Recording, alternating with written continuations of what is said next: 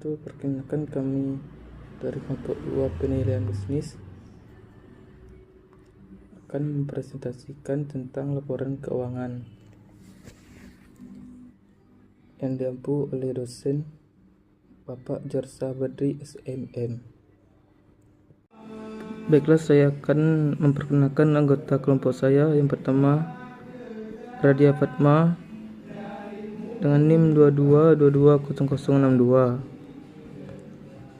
Yang kedua, Windy Agustia Pratama dengan NIM 22220112. Yang ketiga, Olivia Juliana Putri dengan NIM 22220058. Yang keempat, Fikri Ferdinand dengan NIM 22220082. Yang kelima, Cynthia Anggraini dengan NIM 22220013.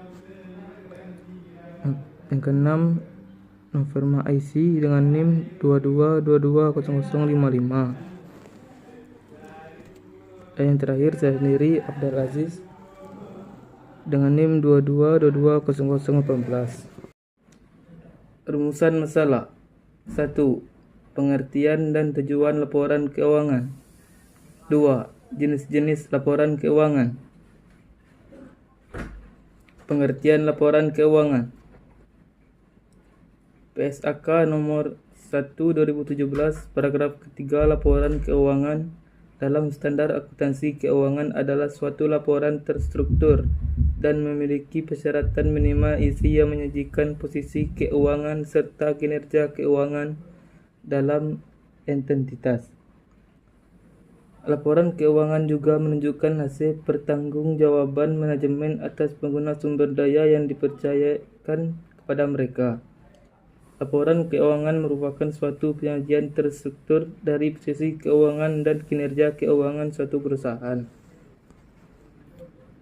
Menurut Kasmir 2019, keuangan adalah laporan yang menunjukkan kondisi keuangan perusahaan pada saat ini atau dalam suatu periode tertentu, sehingga dapat disimpulkan bahwa laporan keuangan merupakan ringkasan dari suatu proses pencatatan atas transaksi keuangan yang terjadi selama periode buku yang bersangkutan, yang berisi kinerja dan posisi keuangan dalam suatu perusahaan yang disajikan secara terstruktur dalam periode tertentu.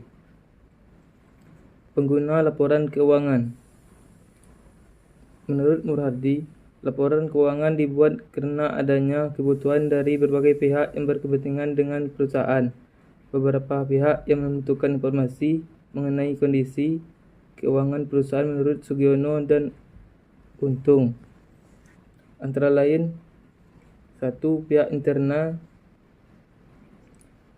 1. Manajemen membutuhkan informasi keuangan untuk tujuan pengendali atau controlling, pengkoordinasian atau coordinating, dan perencanaan atau planning suatu perusahaan. 2. Pemilik perusahaan dapat menilai kinerja manajemen dalam memimpin perusahaan atau berhasil tidak. Pengguna laporan keuangan. 2. Pihak eksternal. 1. Investor menggunakan informasi keuangan untuk menentukan keputusan dalam menanamkan modal, karena investor menginginkan pengembalian hasil dari modal yang akan ditanam dalam suatu perusahaan.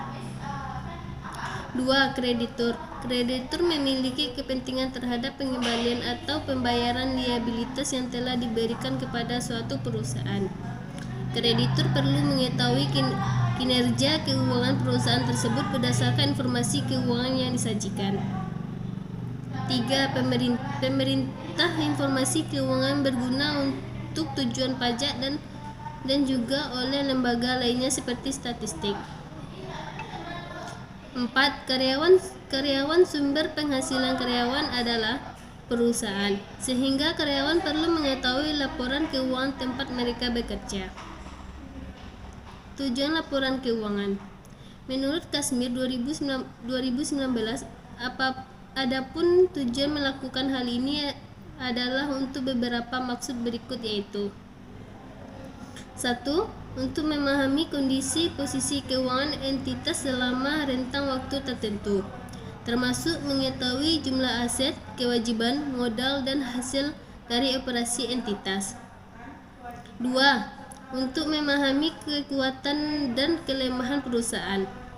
3. Untuk menentukan tindakan korektif yang perlu diambil perusahaan ke depannya terhadap posisi keuangan saat ini. 4. Untuk mengevaluasi kinerja manajemen, apakah berhasil atau gagal, dan langkah-langkah yang diperlukan manajemen untuk kedepannya. 5. Untuk dijadikan perbandingan dengan perusahaan sejenis dalam hal kinerja yang dicapai. Karakteristik laporan keuangan. Untuk menciptakan laporan keuangan yang seragam dan mudah dipahami, isi informasi haruslah berpedoman pada Pedoman Standar Akuntansi Keuangan atau PSAK. Format PSAK sendiri dibentuk oleh Ikatan Akuntansi Indonesia atau IAI. Laporan keuangan haruslah memenuhi beberapa karakteristik berikut. 1. Relevan.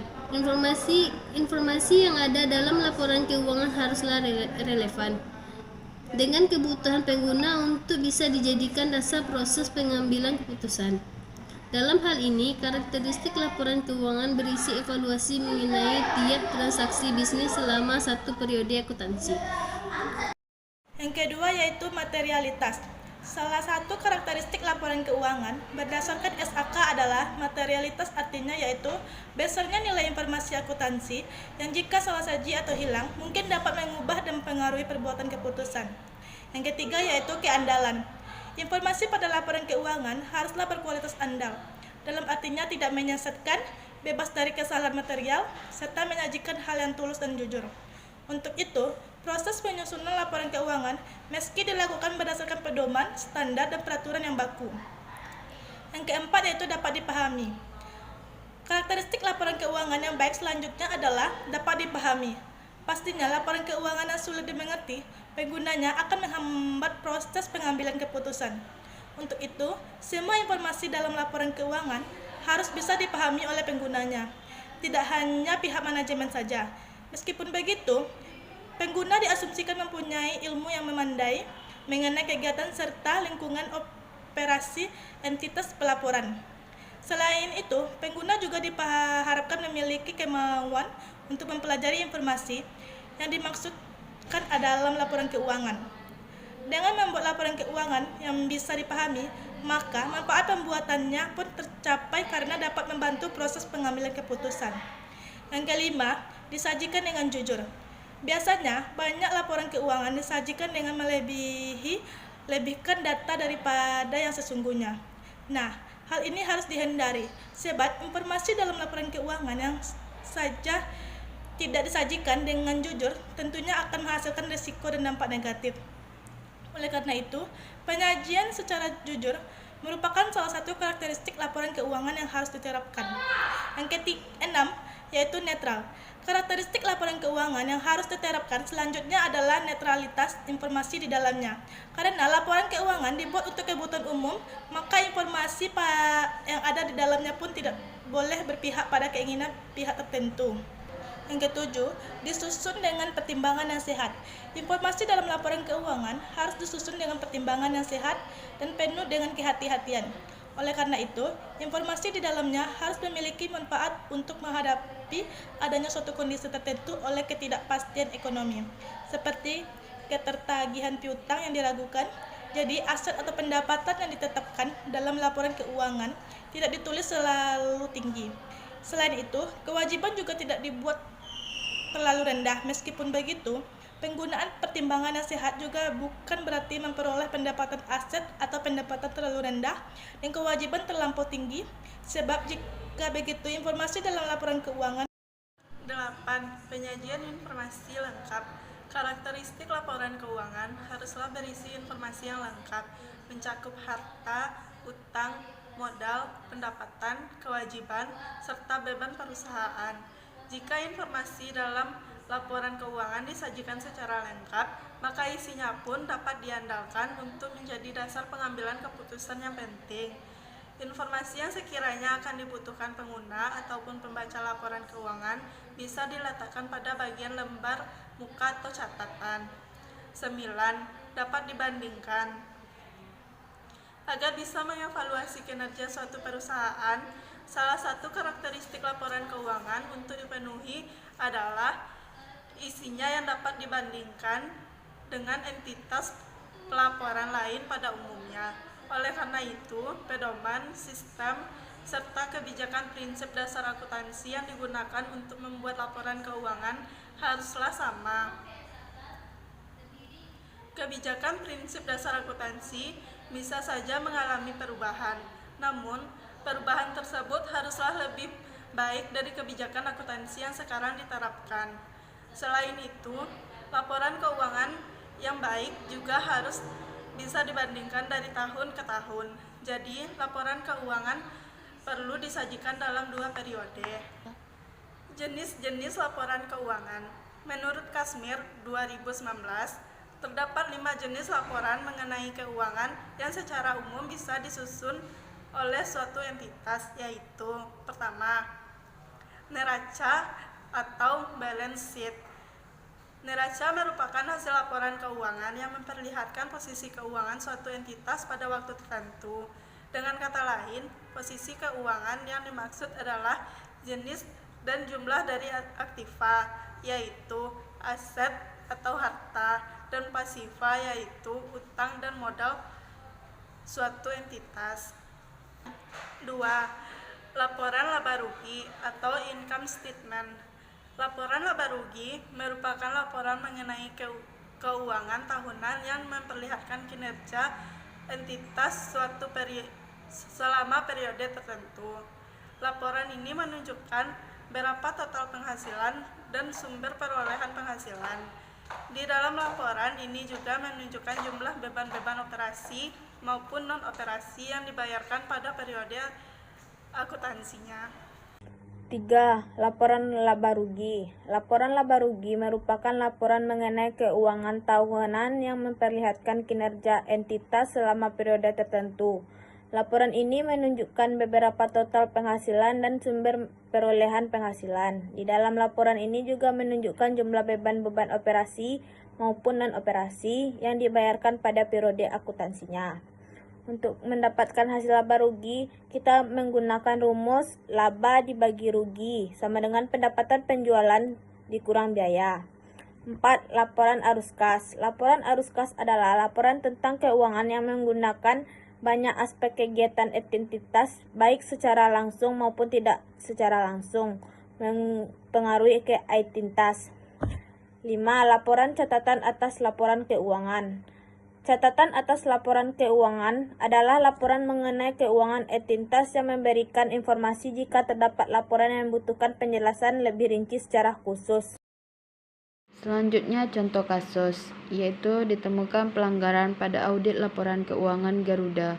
Izin AP Kasner si Rumapea dibekukan.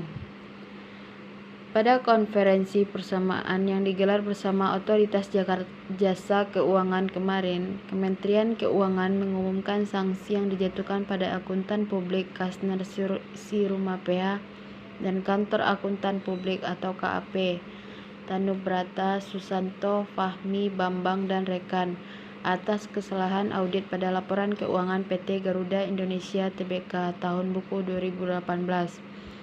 Laporan keuangan tahunan Garuda tersebut dinyatakan cacat setelah ditemukan fakta bahwa Garuda Indonesia mengakui pendapatan terkait kerjasamanya yang dilakukan dengan PT Bahata Aera Teknologi atas pembayaran yang akan diterima Garuda setelah penandatanganan perjanjian, sehingga hal tersebut berdampak pada laporan laba rugi Garuda. Melihat hal ini, 2 komisaris Garuda tidak turut menandatangani laporan keuangan tersebut.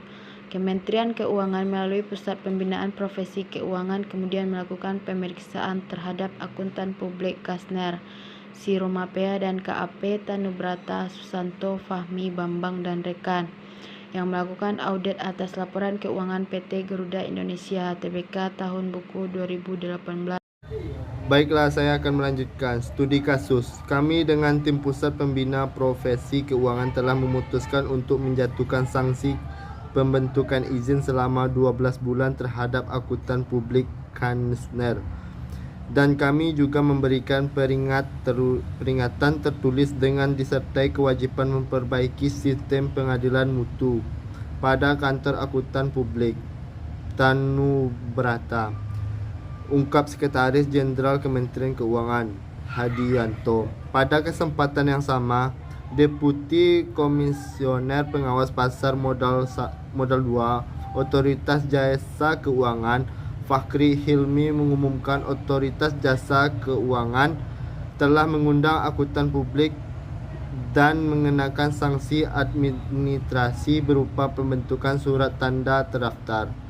Studi kasus. Sanksi dapat dijatuhkan karena pelanggaran pasal 69 Undang-Undang Nomor 8 Tahun 1995 tentang pasar modal yang mengatur bahwa laporan keuangan yang disampaikan kepada otoritas pasar modal harus disusun berdasarkan standar akuntansi yang berlaku umum. Peraturan OJK Nomor 13 POJK tentang penggunaan jasa akuntansi publik dan kantor akuntansi publik dalam kegiatan jasa keuangan yang mengatur tentang perumusan suatu opini dan pelaporan atas laporan keuangan. Kepada PT Garuda Indonesia Tbk, OJK memberikan perintah tertulis untuk memperbaiki dan menyajikan kembali laporan keuangan tahun buku 2018 serta menjatuhkan sanksi administrasi berupa denda sebesar 100 juta rupiah. Sanksi denda